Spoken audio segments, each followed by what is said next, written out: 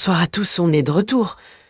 Deuxième round et on attaque un sujet qui fâche. Les amis, les bonnes résolutions, le fitness. On s'inscrit tous à la salle le 1er janvier. On achète le petit short qui va bien. Et le 1er février, il y a plus un chat. 90% des gens abandonnent. Laïla, vous qui êtes une papesse du coaching, vous devez vous frotter les mains, non? Est-ce que le business du bien-être, ce n'est pas finalement un business basé sur l'échec programmé des gens? On leur vend un rêve et on attend qu'ils craquent pour le revendre l'année d'après. Pas du tout, Bilal. C'est une vision tellement négative. L'échec ne vient pas du business, il vient du mindset. Les gens attendent la motivation comme on attend le Messie et c'est une illusion. La science le dit. L'action précède le sentiment. Et c'est encore plus profond, on sait aujourd'hui que la connexion esprit-muscle est réelle. Pensez aux muscles que vous travaillez le fait grossir davantage. Si les gens abandonnent, ce n'est pas parce que c'est dur, c'est parce qu'on ne leur apprend pas à utiliser leur outil le plus puissant, leur propre esprit. Ils sont déconnectés de leur corps, voilà le vrai drame. Encore le discours du mindset. Le mindset ne paie pas les factures. La connexion esprit-corps?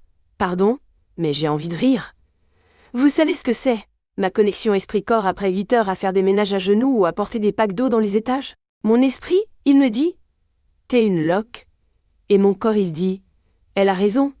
Votre mindset, c'est un luxe. C'est un concept pour les gens qui sont assis sur une chaise toute la journée et qui ont besoin de se défouler. Moi, quand je rentre, je suis déjà défoulée, essorée, vidée. Mon sport, c'est mon travail, et il ne me sculpte pas, il m'abîme.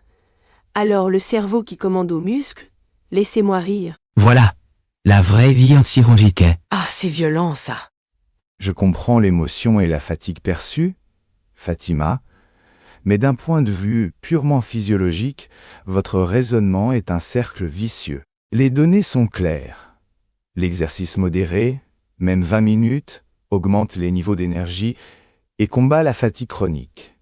De plus, le fait que vous soyez dans un travail physique ne vous protège pas. Dès 30 ans, on perd jusqu'à 8% de masse musculaire par décennie. C'est une dette que vous contractez envers votre futur vous. Ne pas faire de renforcement musculaire n'est pas une option neutre, c'est une dégradation active. C'est un simple calcul de ratio coût-bénéfice à long terme. Ça, c'est la théorie. Oh l'autre, le ratio coût-bénéfice. Youssef, on dirait mon conseiller financier, qui m'explique pourquoi je dois arrêter les shawarma. Fatima, elle te parle avec ses tripes, elle te dit qu'elle est au bout du rouleau. Et toi, tu lui sors ton tableur Excel et une statistique de l'OMS. Mais tu te rends compte de la déconnexion? C'est incroyable. On est d'accord les amis, non? Qui, en rentrant crevé du boulot, se dit « Tiens, je vais optimiser ma courbe de dégradation musculaire. » Personne. Il a raison le peuple, oui ou non? Mais laisse tomber avec tes pourcentages et tes études. La vie, c'est pas un PowerPoint. Quand t'as 50 balles pour finir la semaine, tu penses pas à ta masse musculaire, tu penses à ce que tu vas mettre dans l'assiette. Et c'est pas du brocoli et du blanc de poulet. C'est des pâtes au beurre. Le mindset de Laïla, les ratios de Youssef, c'est des conversations de gens qui ont le ventre plein et le compte en banque qui va bien. Allez dans un quartier populaire et demandez aux gens s'ils pensent à leur connexion esprit-muscle. Ils vont vous rire au nez. C'est des problèmes de riches, votre fitness. On tombe dans la caricature. C'est exactement ça, la vérité. Oh, l'éternelle excuse de l'argent. C'est tellement prévisible.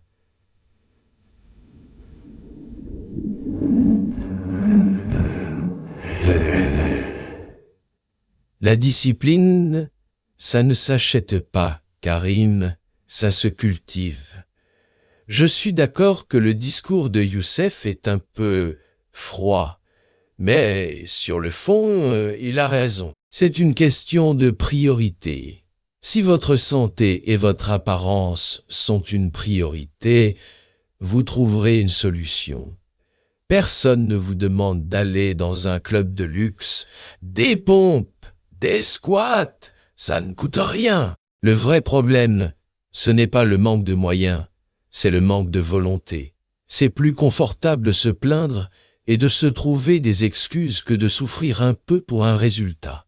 C'est un choix de vie. Non mais j'hallucine. Et voilà, le couplet sur la volonté. Merci Rachid, on l'attendait, celui-là.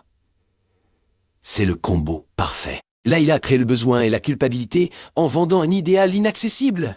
Et Rachid justifie l'échec par un manque de caractère de l'individu.